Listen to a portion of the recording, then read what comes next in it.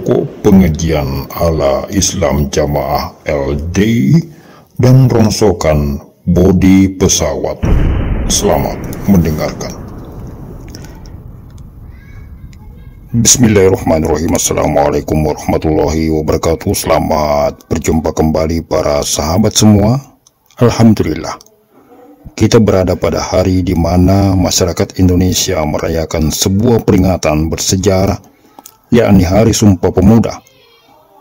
Ketika di hari ini pada 94 tahun lalu, perwakilan pemuda bangsa ini mendeklarasikan sebuah usaha menggalang persatuan, menyatukan 700 etnik dan 400 bahasa daerah yang berbeda-beda dalam sebuah ikrar bersama, yakni satu tanah air, satu bangsa, dan satu bahasa, yakni tanah air yang bernama Indonesia dengan bahasa persatuan, bahasa Indonesia. Sebuah prinsip persatuan yang lahir atas kesadaran akal sehat, bahwa hanya dengan persatuanlah yang menjadikan kita kuat dan kokoh. Apa hikmah yang kita ambil dari peringatan Sumpah Pemuda hari ini? Hikmahnya adalah persatuan itu penting. Persatuan itu adalah kodrat manusia sebagai makhluk sosial. Persatuan adalah ajaran semua agama, terutama Islam. Agama yang rahmatan lil alamin. Agama yang menyebarkan kedamaian, bukan saja kepada umatnya yang muslim, tetapi juga kepada seluruh manusia, makhluk, serta alam semesta. Islam sangat menentang perpecahan atau firqah-firqah, perpecahan-perpecahan yang menyebabkan lemahnya kekuatan, hilangnya keteguhan, dan mudahnya terombang-ambing dan dihancurkan oleh musuh-musuh Islam. Dalam berbagai firman Allah yang terangkum dalam Al-Quran, semuanya menyerukan persatuan atau berjamaah. Perintah untuk mentaati penguasa selama perintahnya tidak bermaksiat kepada Allah adalah sangat gamblang dan mudah difahami oleh orang paling awam sekalipun. Oleh karena itu, Islam tidak memerintahkan umatnya untuk membentuk atau mendirikan keamiran ketika mereka tengah berada di dalam sebuah wilayah yang telah memiliki penguasa yang berdaulat dengan rakyatnya. Perintah Islam adalah mentaati aturan-aturan pemerintah selama perintahnya tidak mengajak kepada bermaksiat atau menentang Allah. Islam dipersatukan oleh sebuah ikatan yang sangat kuat, yakni kalimat tauhid. Ketika seseorang muslim memegang kuat kalimat ini, menanamkannya dalam jiwa, maka sungguh dia telah mengikat jiwanya dalam sebuah tambatan yang tangguh, yakni persaudaraan sejati lahir batin yang dijaga langsung oleh Allah, diteguhkan oleh Allah Subhanahu wa Ta'ala. نعم كل مسلم كل موحد يدخل الجنة. من قال لا إله إلا الله دخل الجنة، هذه قاعدة. كل موحد يدخل الجنة، لكن هناك فرق بين من يدخل الجنة ابتداء ومن يدخل الجنة مآلا، يعني متأخرا. لماذا؟ لأنه عنده معاصي كبائر والعياذ بالله. فأهل الكبائر وأهل البدع نعم مصيرهم إلى الجنة طالما أنهم موحدون لم يخرجوا من دائرة الإسلام. كل مسلم سيدخل الجنة، ولكن هناك من يدخل الجنة أوليا وهناك من يدخل الجنة مآليا، أي متأخرا بحسب ما عنده من الكبائر والبدع والمعاصي بشكل عام. فهم مصيرهم نعم إلى الجنة. Sekelompok orang yang tidak menjadikan tauhid sebagai pengikat persaudaraan, maka mereka akan terlihat menyatu, tetapi jiwanya bercerai-berai. Hatinya diliputi perasaan curiga dan kepura-puraan, pura-pura baik, pura-pura menyaudara, pura-pura bersahabat, namun sejatinya jiwanya terpecah belah. Atau mereka menyatu hanya karena terikat doktrin atau kesepakatan batil yang dipenuhi dengan kedustaan. Kedustaan yang dibungkus dengan agama. Tahsabuhum jami'a wa qulubuhum satta. Seakan-akan mereka berjamaah, berkumpul menyatu, tetapi sesungguhnya hati mereka terpecah belah. Ketika seseorang menyatakan diri lepas dari doktrin dan pengaruh batil, maka pembesar-pembesar itu rame-rame membuli dan memboikot, bahkan menyematkan istilah murtadun, dan tidak ragu-ragu menyebut mantan pengikutnya itu sebagai orang yang telah kembali pada kekafiran. Yakhruju anit ta'ah, keluar dari ketaatan. Benar, memang benar, mereka keluar dari ketaatan, sebuah ketaatan yang batil. Situasi inilah yang terjadi dalam kelompok Islam Jamaah LDII. Ribuan mantan pengikutnya dinyatakan murtad setelah mereka menyadari selama ini telah terjebak dalam kelompok firqah sesat menyesatkan, di mana pembesar-pembesarnya menetapkan peraturan-peraturan yang batil dan bertentangan dengan syariat agama. Di antaranya kewajiban membayar persepuluhan bagi setiap jamaah atau pengikut LDII Islam Jamaah atau JOKAM, penebusan dosa dengan membayar sejumlah uang kepada amir, pemberlakuan sejumlah pungutan liar berkedok infak seperti infak batu bata, infak kurban, pembayaran dam haji, infak Ramadan, infak Lailatul Qadar, dan lain-lain, yang semuanya bermuara kepada keamiran pusat Islam Jamaah LDII. Pembagian zakat fitrah yang menyelisihi ketentuan mustahik, yang kesemuanya ditetapkan sebagai aturan agama, yang apabila dilanggar oleh pengikutnya dinyatakan sebagai dosa yang wajib ditobati.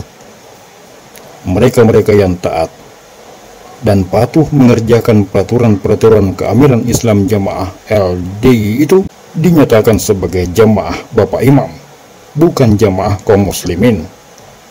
Dari penyebutan ini saja, mereka sebenarnya secara eksplisit mengakui diri sebagai bukan kaum muslimin, tetapi kaumnya keamiran yang mereka bentuk, yakni keamiran Islam Jamaah di bawah naungan Lembaga Dakwah Islam Indonesia. Pertama, memang begini, hidayah itu dari Allah. Walaupun Anda masih tetap di Islam Jamaah, jangan henti-henti, tetap minta sama Allah. Tunjukkan pada saya jalan yang lurus itu yang mana. Pertama, jadi saya kembalikan ini kekuasaannya Allah. Kedua, jangan segan-segan untuk membuka diri, membuka tempurung Anda. Kalau Anda hidup dalam tempurung, seperti katak dalam tempurung, Anda hanya melihat dunia yang kecil itu saja. Jadi jangan segan-segan untuk membuka, untuk lari dari tempurung Anda yang selama ini. Dan untuk kawan-kawan yang sudah paham, tapi masih di dalam sistem, kalau seandainya memungkinkan, segera hijrah, segera keluar. Kalau Anda memang mungkin Anda tidak setuju dengan takfir, tapi keberadaan Anda, kehadiran Anda dalam pengajian-pengajian itu sebagai dalil untuk orang yang masih paham, oh iya jamaah ini benar. Apalagi Anda adalah opinion leader, tokoh yang memegang opini, imam-imam daerah, imam desa, itu banyak yang sudah paham bahwa jamaah ini problem. Tapi mereka nggak keluar. Mereka bilang, yang penting saya nggak takfiri. Enggak, kehadiran Anda itu adalah dalil untuk jamaah-jamaah lainnya yang masih paham, yang masih kuat. Seolah-olah, wah Pak itu masih ada di situ kok. Itu Anda membawa efek yang buruk seperti itu. Terkait dengan semakin tidak jelasnya perbedaan antara pengikut yang masih setia dan pengikut yang sudah cenderung berubah kesetiaan kepada amirnya, maka keamiran Islam Jamaah LDII ini saat ini sedang menghimpun 30 poin ciri-ciri orang-orang yang terindikasi telah berubah pemahaman dan patut dicurigai tidak lagi mengakui keamiran Islam Jamaah Abdul Aziz Sultan Aulia. dan indikator berubahnya kepahaman seorang pengikut Islam Jamaah LDII dipantau dari ketertibannya menyetor persenan atau persepuluhan setiap bulannya. Meskipun sang pengikut masih aktif mengikuti semua kegiatan-kegiatan pengajian dan sambung, namun apabila isrunya menurun dari biasanya atau bahkan tidak lagi menyetor persenan sama sekali, maka dapat dipastikan bahwa yang bersangkutan telah berubah kepahaman. Kesetiaannya kepada Bapak Imam telah berkurang, bahkan dapat dikatakan bukan lagi jamaahnya Bapak Imam. Ayo Mas, mantan Jokam. Yuk hijrah.